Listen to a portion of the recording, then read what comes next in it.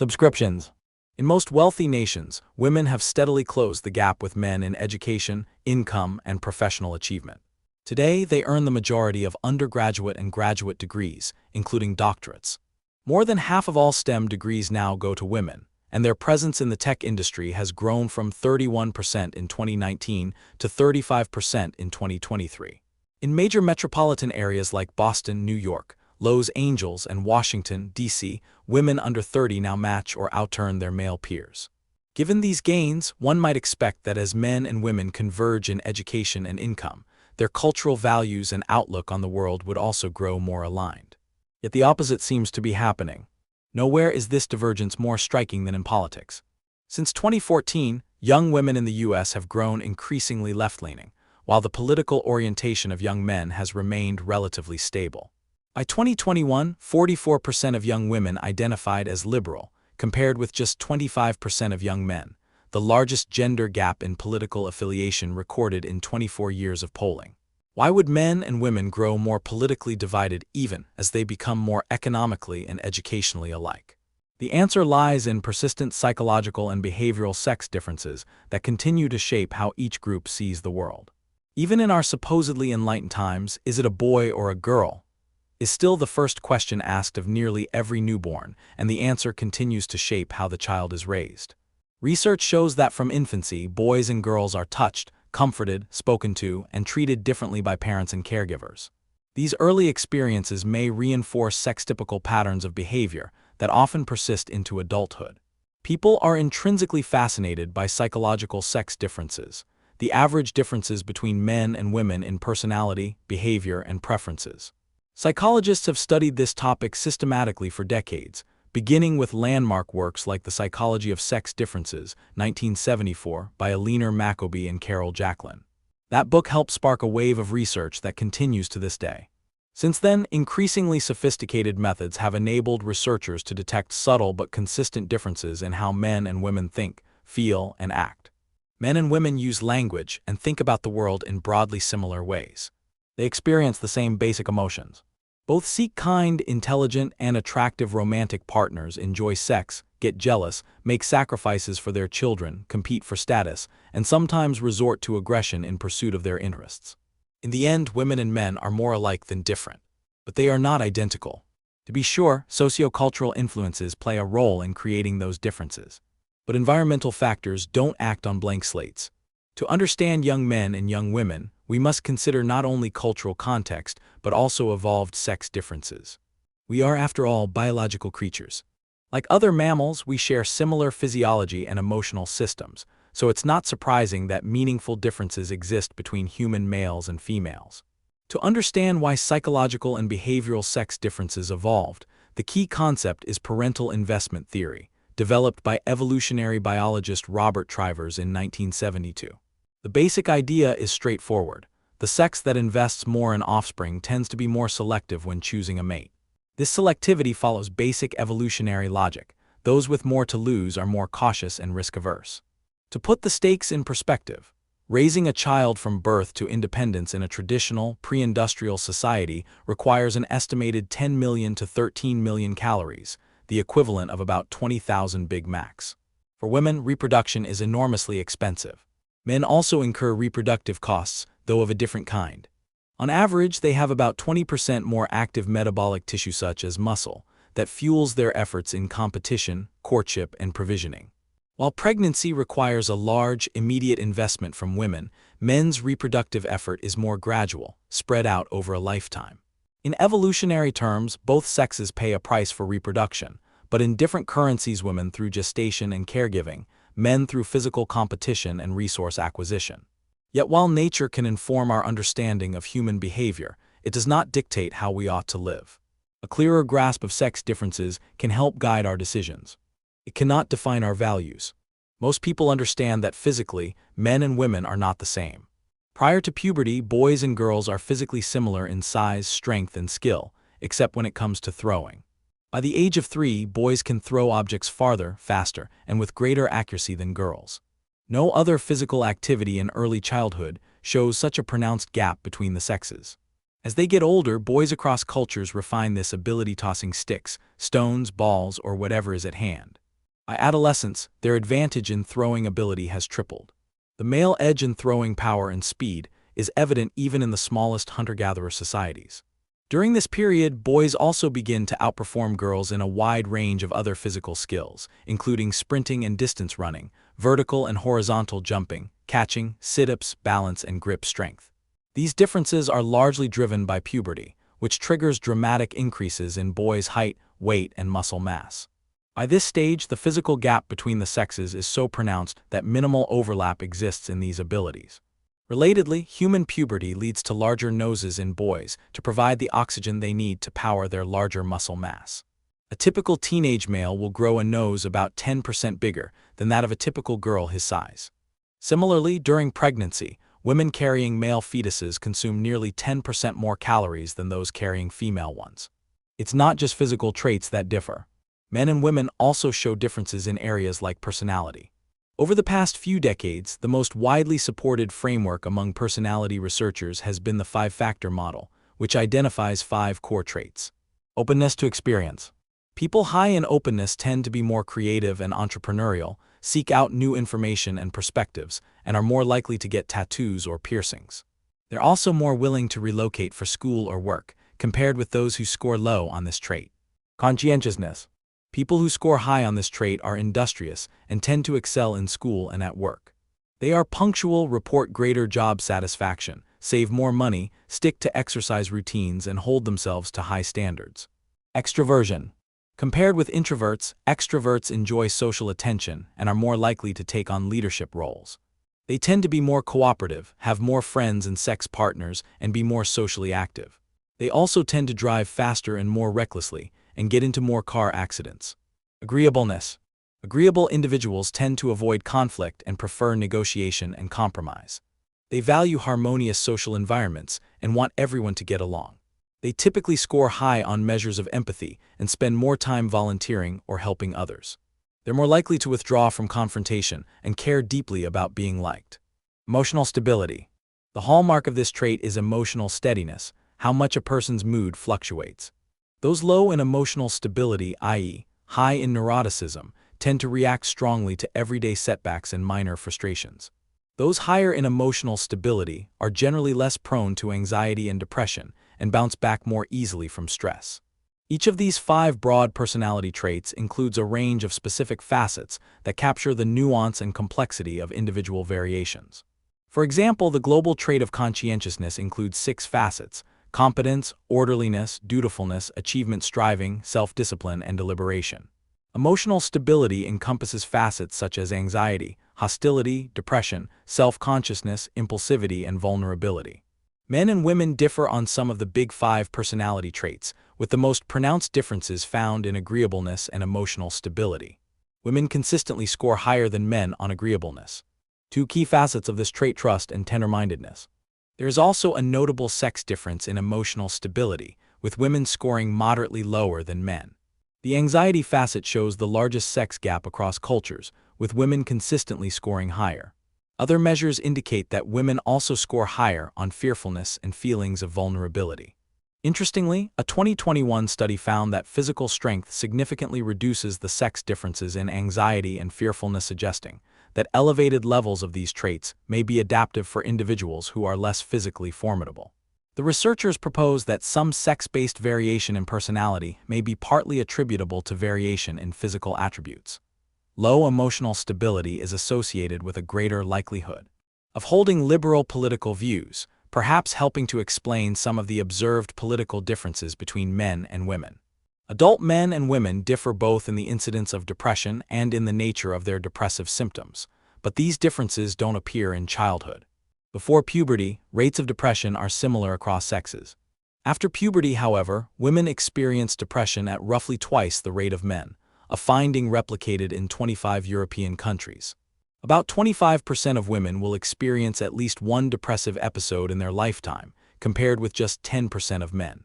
Low levels of emotional stability can sometimes be useful. As Tyler Cohen and Daniel Gross suggest in their book on talent spotting, if you are looking to hire a crusader on behalf of a social justice cause, someone who will notice injustices and then complain about them, neuroticism might be a desirable trait. Mental health does appear to influence political ideology more than the reverse. Researcher Zach Goldberg has shown that rising levels of psychological distress predict later increases in liberal attitudes among girls and among liberals of both sexes, as well as a rise in liberal self-identification. In a series of studies, Vicky Helgeson and Heidi Fritz explored sex differences in what they call unmitigated communion, defined as an excessive concern with others and placing others' needs before one's own.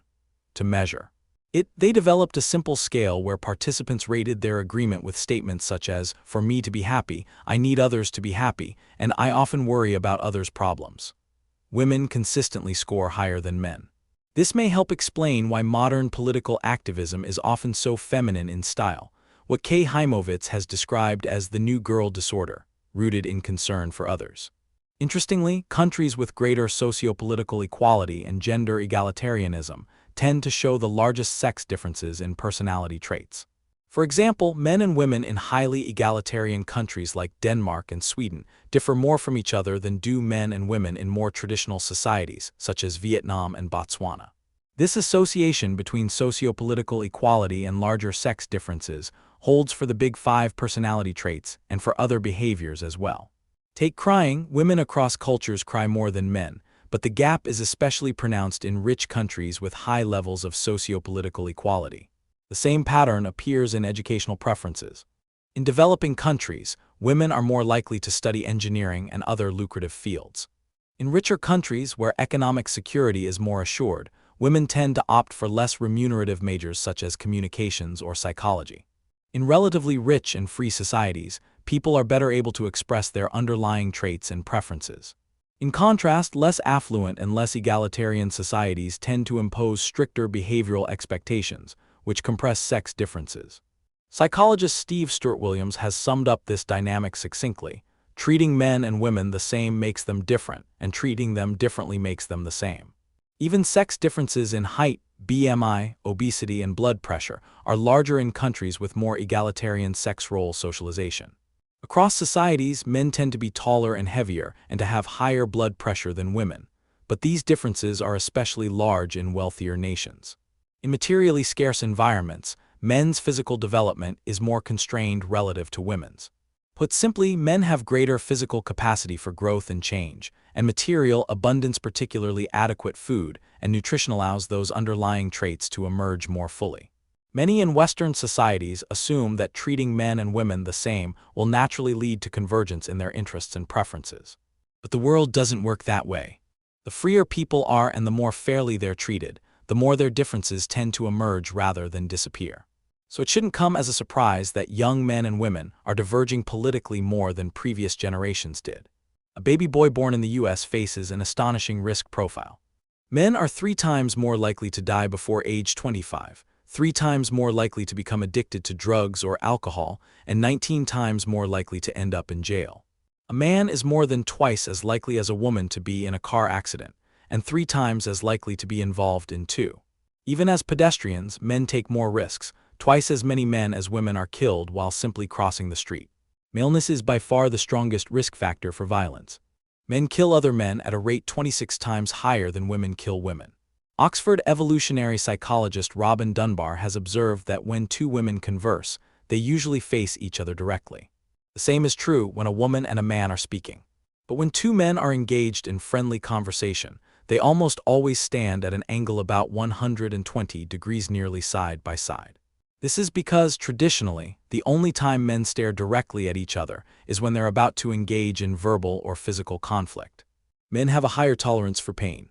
In experimental studies using identical pain-inducing stimuli, women consistently responded more quickly to bodily injury and endured it for less time than men. This difference diminished with age but never disappeared. An evolutionary model offers an explanation. Because the reproductive ceiling is much higher for males than it is for females, the variance in reproductive success differs significantly between the sexes. In fact, 8,000 years ago, 17 women reproduced for every 1 man. As a rule, the greater the variance in reproduction, the more ferocious the competition within the sex, showing the higher variance. Throughout evolutionary history, men have engaged in high-risk competition for the status and resources that boost their attractiveness to potential mates. With greater aggression comes higher likelihood of injury, and death one reason that men are more often the victims of violence than women. Homicide is a crime committed overwhelmingly by young men. While material conditions and ideological factors can amplify or restrain violent behavior, the evolutionary roots of this impulse predate humanity itself. Globally, men commit more than 90% of homicides. As noted earlier, most victims are also male, about 70%. Interestingly, the same pattern holds for chimpanzees. 92% of chimpanzee killers and 73% of their victims are male. Violent death rates among hunter-gatherer societies with little or no contact with Western culture exceed those of even the most crime-ridden cities in contemporary America. In these societies, roughly 1 in 7 men dies because of homicide. A global assessment of 31 hunter-gatherer groups found that 64% engaged in warfare once every 2 years, conflicts carried out almost exclusively by men. In a 2012 paper published in Human Nature, the authors observed that if modern Western societies had homicide rates as high as some foraging peoples, a male graduate student would be more likely to be killed than to get a tenure-track position. Many have noted that women seem overrepresented in disruptive campus protests, but elite colleges often select individuals who do not conform to traditional gender norms. In the real world, antisocial behavior like vandalism and violence remains overwhelmingly male. Unsurprisingly, wealth has a clearer impact on reproductive success for men than for women. Wealthy men tend to have more children than poor men, while the fertility gap between rich and poor women is much smaller. This is partly because a woman's reproductive potential doesn't depend on how many partners she can attract. A man with 20 wives can father 20 children at once. A woman with 20 husbands cannot. This basic asymmetry helps account for some of the persistent differences in male and female sexual preferences. A 2016 study of 33 non-industrialized, small-scale societies found that men's status measured by wealth and political influences positively associated with several reproductively relevant outcomes, including number of sex partners, number of offspring, and number of offspring surviving into adulthood. In modern societies, the same pattern holds. Men who attain high income or occupational prestige are significantly more likely to find a long-term partner and have children. A 2019 study found that men at the top of the earnings distribution have more than a 90% chance of securing a committed romantic partner. For men at the bottom, that figure falls below 40%. In most societies, successful men attempt to convert their status into reproductive success. On average, men's self-esteem is more closely tied to salary, social status, and wealth, and these factors also shape their desirability as romantic partners, according to studies of female mate preferences. This helps explain why men are more likely to work long hours, relocate for jobs, and sacrifice their health in pursuit of career advancement. Women with high incomes, postgraduate degrees, and prestigious professions tend to place even greater value on wealth and status in a husband than other women do. Even in the most egalitarian countries, men tend to prefer more sex partners than women do. In Norway, researchers asked how many sex partners people would like over the next 30 years. On average, women preferred 5, men preferred 25. Despite what glossy magazines might suggest, it is men who are the most enthusiastic about polyamory. They are twice as likely as women to have participated in a polyamorous relationship, and 3 times as likely to want one. Men are also far more supportive of non-monogamy, open relationships, friends with benefits, thruples, and swinging. Many objections to research on sex differences stem from a sentimental belief that nature ought to support progressive political ideals. Consider sexual behavior. Progressives often assume that casual sex is both natural and healthy. So when studies show that men are more inclined toward it and enjoy it more than women, many take this as a moral affront, as if it implies that men are liberated while women are repressed. This discomfort has given rise to new categories like demisexual, a term used mostly by young women who experience sexual attraction only after forming an emotional bond. In essence, it reframes a traditional romantic norm. But in a culture where emotional commitment and monogamy are often dismissed or pathologized, some young women feel compelled to invent a new sexual orientation simply to legitimize their natural preference for commitment. Due to these sex differences, all else being equal, mothers and fathers have historically been more motivated to pass their wealth to their sons than to their daughters. Rich sons had the potential to father far more children than rich daughters could bear. In part, this reproductive logic helped fuel the global spread of gender inequality. Over the past few decades, researchers have quietly uncovered a consistent, if uncomfortable, pattern.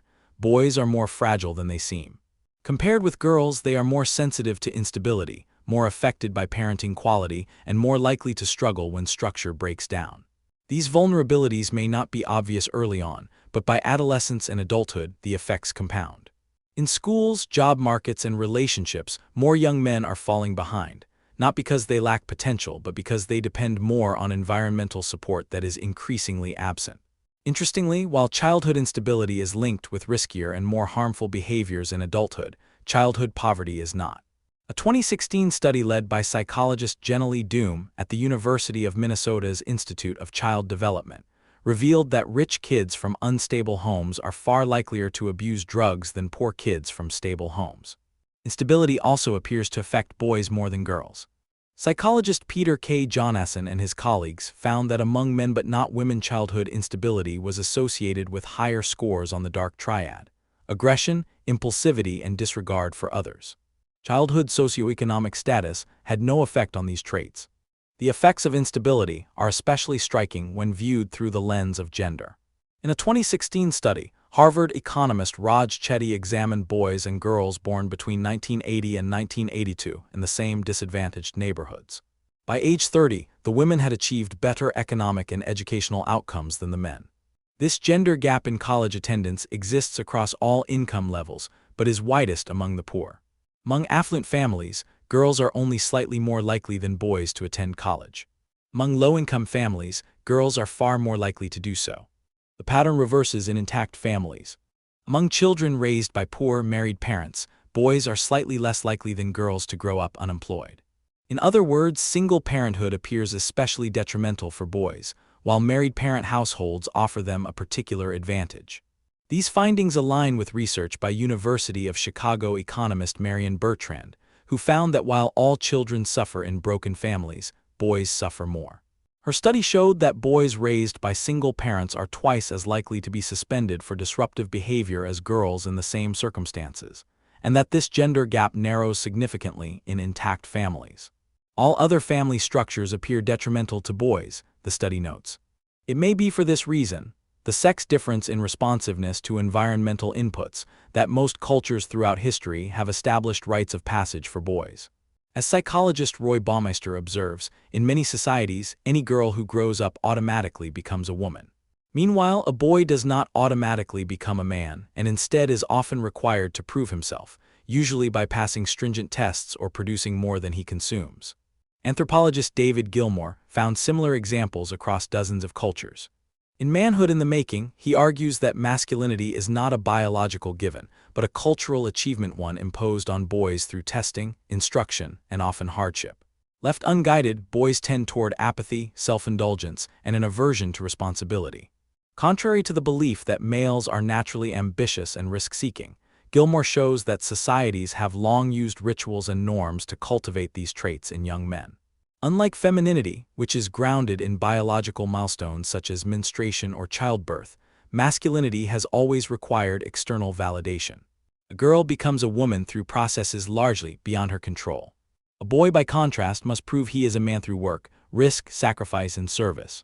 In traditional societies, this meant demonstrating value to the group. Today, however, the scaffolding that once guided boys into manhood has eroded. The expectations once placed on young men to work hard, support others, and pursue self-mastery. Ironically, the belief that males are innately power-hungry and in need of restraint has obscured a deeper truth. Boys aren't overzealous, they're undermotivated. The real challenge isn't curbing male ambition, but igniting it. Across cultures and centuries, societies understood that left unguided, boys don't become dangerous, they become disengaged. Today, we've dismantled the norms that once shaped boys into men, removed the ladder, and then blamed them for not climbing it. If we want fewer young men retreating from school, work, and family life, we need to stop pathologizing masculinity and start rebuilding the cultural pathways that once helped boys grow into responsible men.